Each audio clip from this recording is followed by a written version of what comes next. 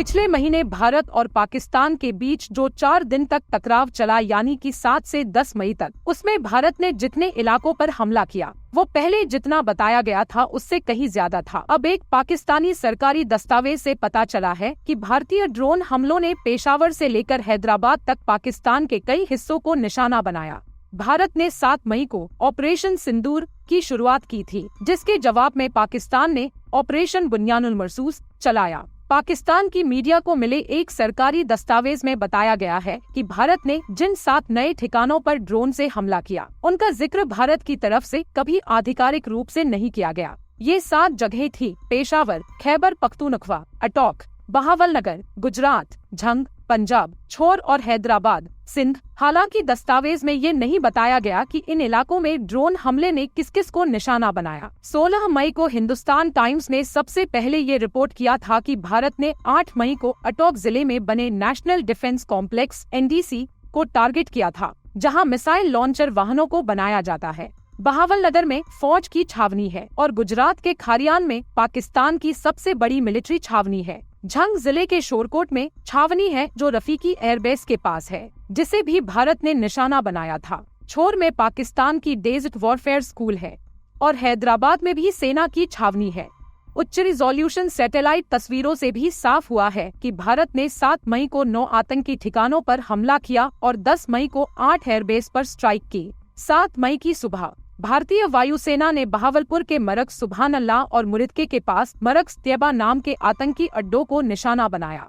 ये दोनों जगह पंजाब प्रांत में है। इसी दिन भारतीय सेना ने 7 और ठिकानों पर हमला किया, जिनमें शामिल है महमूना जोया, सियालकोट, सवाई नाला और सैयद ना बिलाल, मुजफ्फराबाद, गुलपुर और अब्बास, कोटली, बरनाला, भीमबर और सरजल। मरक सुभान अल्लाह भारत के हमले में सबसे दूर का टारगेट था। ये इंटरनेशनल बॉर्डर से करीब 100 किलोमीटर अंदर है और जैश ए मोहम्मद का मुख्यालय है। यहाँ आतंकियों की भर्ती, ब्रेन वॉशिंग और ट्रेनिंग होती थी। मरक त्यबा लश्कर-ए-तैयबा का हेडक्वार्टर है, जो हाफिज सईद ने बनाया था। यहाँ से ट्रेन होकर आए आतंकियों ने 2008 के मुंबई हमलों को अंजाम दिया था। अजमल कसाब और डेविड हेडली ने भी यही ट्रेनिंग ली थी। 9 और 10 मई को भारतीय वायुसेना ने इन जगहों पर मिलिट्री टारगेट्स पर हमला किया। रफीकी, मुरिद, चकलाला, रहीम यार खान, सक्कर, चुन्नियान, पसरूर, सियालकोट, स्कार्दू, सरगोधा, जैकोबाबाद, भोलारी और कराची के मलिर कैंट।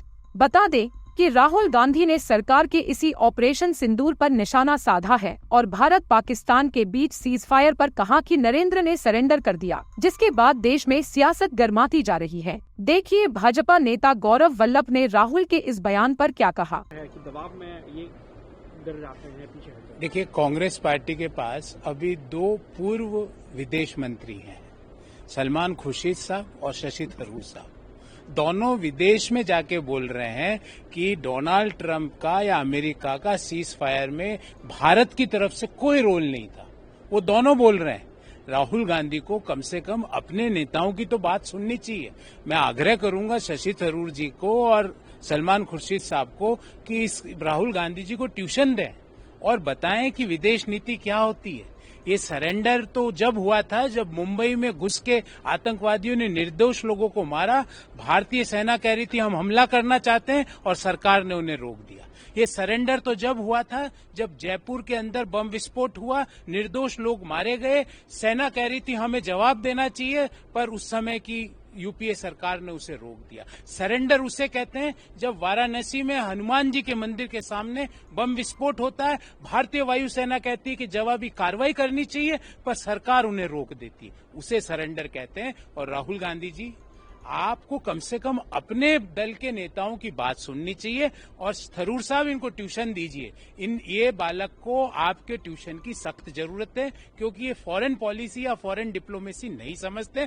आपने विदेश की धरती पर खड़े होकर कहा कि अमेरिका का भारत की तरफ से सीज फायर में कोई रोल नहीं हो सकता। ये शशि थरूर जी का वाक्य है। उन्होंने कहा पाकिस्तान को उन्होंने कहा होगा, पर भारत अपना निर्णय स्वयं करता है। जब विदेश की धरती पर विपक्षी दल के नेता ये कहते हैं, जब भारत का विदेश मंत्रालय ये कहता है, जब भारत के पराक्रमी वीर सेना ये कहती है, फिर भी राहुल गांधी जी बार बार इस तरह की बातें दोहराते हैं, ये सिर्फ उनका बालकपन और कम बुद्धि का स्वभाव दर्शाता है। आप इस पूरे मुद्दे पर क्या राय रखते हैं, हमें कमेंट करके जरूर बताएं। बाकी देश दुनिया की खबरों के लिए बने रहें हमारे साथ। धन्यवाद।